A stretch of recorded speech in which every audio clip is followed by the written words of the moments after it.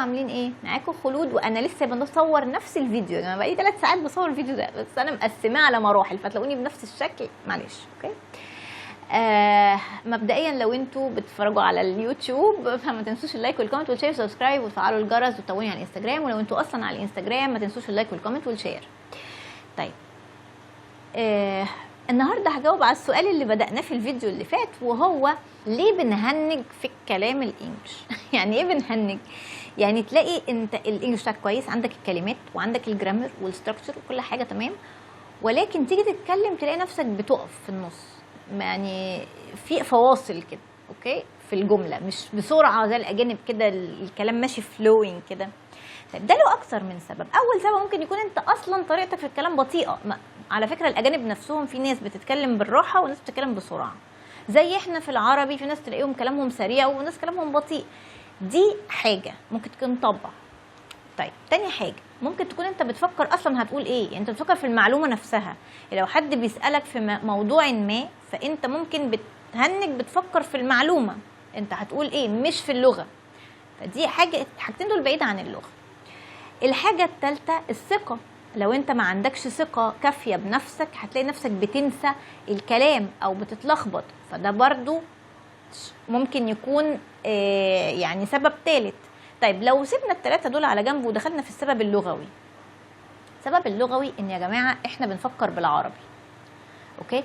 طول ما انت بتفكر بالعربي وبتترجم هتهنج. يعني ايه؟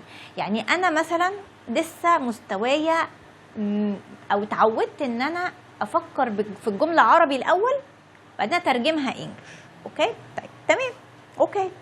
اللي بيحصل ايه؟ ان انت مخك، خلي بالكم مخك ده زي المكنه كده، الاول بيفكر في الجمله العربي اللي هي المعلومه، ماشي، بدات تتكلم بيبدا يترجم الكلمات الاول مخك بيروح ناحيه الكلمات. وعشان كده هتلاقي دايما الطالب يعني لما بيجي يكون لسه مبتدئ او حتى انترميديت هتلاقيه الجرامر عنده بيبقى واقع في السبيكينج، اوكي؟ ليه؟ لان انت اول حاجه مخك بيفكر الجمله العربي، بعدين بيبدا يشوف مقابل الكلمات العربي بالانجلش، ادي دي مرحله، وبعدين بيبدا يدور على الجرامر المناسب، ادي دي مرحله، وبعدين بيبدا يركب الستراكشر بتاع الجمله، الكلمات مع الجرامر، ادي دي مرحله، وبعدين يبدا يطلع لك الجمله الانجليش. مخك على ما يعمل الخطوات دي بياخد وقت، بياخد كام ثانيه كده، الكام ثانيه دول هم اللي بيهنجوك في النص، اوكي؟ ده مش عيب لغه قد ما هو عيب ممارسه. اولا انت كل ما هتمارس وهتسمع اكتر الموضوع ده هيقل. تالت حاجه ان انت تتعود تفكر بالانجلش. عشان كده لما بنيجي نعلم الاطفال انجلش في الغالب هتلاقي ما بنعلمهم، ما بنقولهمش مثلا تفاحه يعني ابل، لا، احنا بنجيب لهم رسمه التفاحه ونقول لهم ابل، ما بنقولش الكلمه العربي اصلا. ليه؟ عشان مخه ما يبداش يعمل حركه الترجمه دي، اوكي؟ يبقى خلاص مخه او الصوره ظهرت في مخه، ظهرت الكلمه الانجليش على طول، مش الكلمه العربي. الترجمه يا جماعه دي هتاخد وقت، فخلي بالكم ده السبب اللي بيخليك في النص تقطع. تاني حاجه انه طبيعي ان انت مخك بيفكر في الكلمات الاول، انت عايز تتفهم قبل ما تكون عايز تقول الجرامر صح، فمخك في الاول هيبدا يفكر في مقابل الكلام. عشان كده لو انت مش متمكن قوي من السبيكينج طبيعي جدا ان انت هتلاقي عندك اخطاء في الجرامر وانت بتتكلم، ده عادي. انا ساعات لما بيكون كده انا بسيب الطالب يلخبط في الجرامر وببقى عارفه وشايفه الاخطاء وبسيبه شويه لحد ما يبدا مخه يجيب الكلمات اسرع، ابدا بعد كده ادخل في الستيب بتاعه الجرامر. لكن عشان مخه يركز في الفوكاب والجرامر بيبقى صعب، اوكي؟ امتى يعني نقول مثلا مخك تركيزه 100%، 50% هتروح للكلمات الاول و50% هتدور على الجرامر، بس الاول الكلمات فهياخد الوقت، فهتلاقي نفسك الجرامر بتكروته. ده عادي، ده مرحله طبيعيه جدا، اوكي؟ امتى الجرامر هيطلع صح؟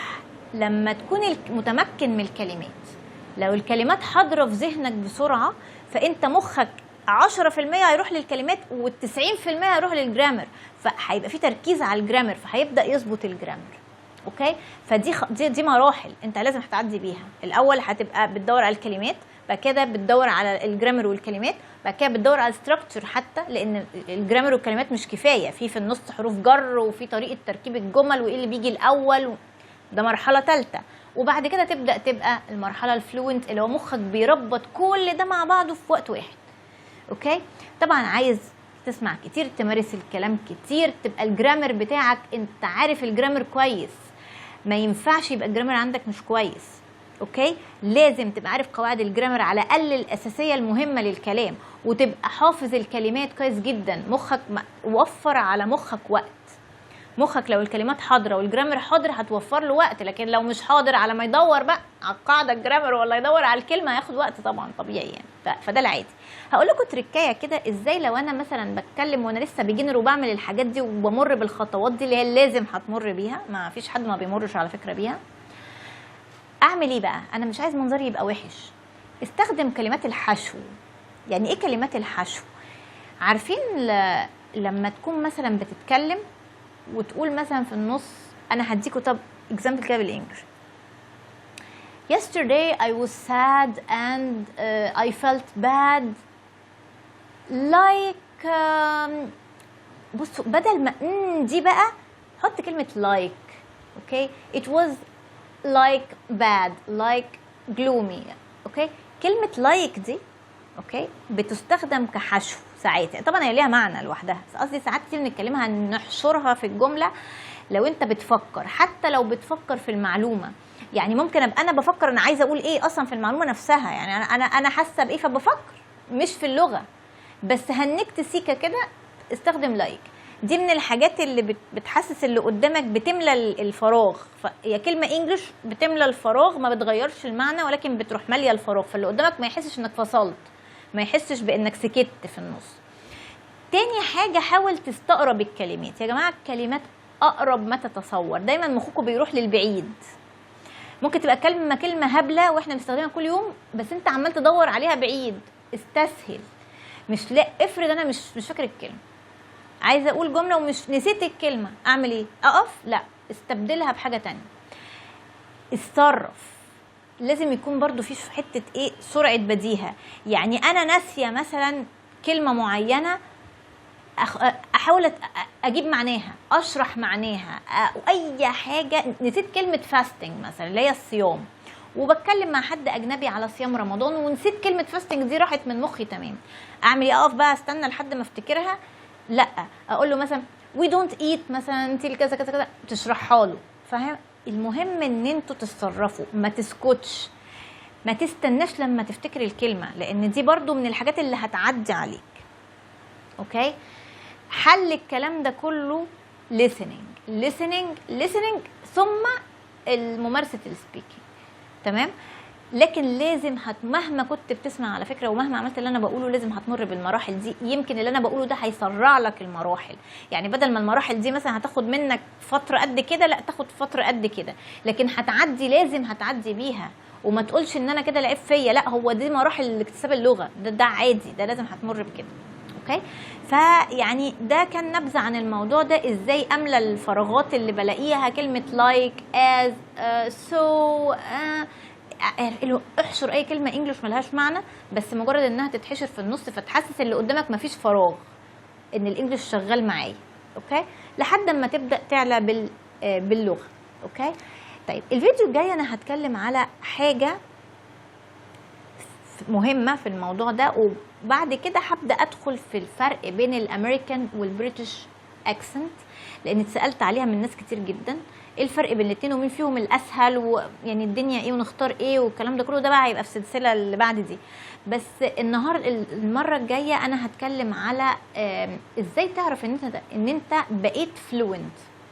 اوكي، لو انت معكش تيتشر، لو انت بتعلم نفسك بنفسك، على فكره اللغه من الحاجات اللي ممكن تتعلمها لوحدك لو انت عندك صبر واراده ومش محتاج حد وراك، انت ممكن تتعلمها لوحدك عادي جدا. اوكي، طيب ازاي بقى لو انا ما عنديش حد يقول لي ازاي اعرف ان انا بقيت فلوينت؟ ده اللي هجاوب عليه ان شاء الله في الفيديو الجاي. فاشوفكم ان شاء الله على خير في الفيديو الجاي. باي باي.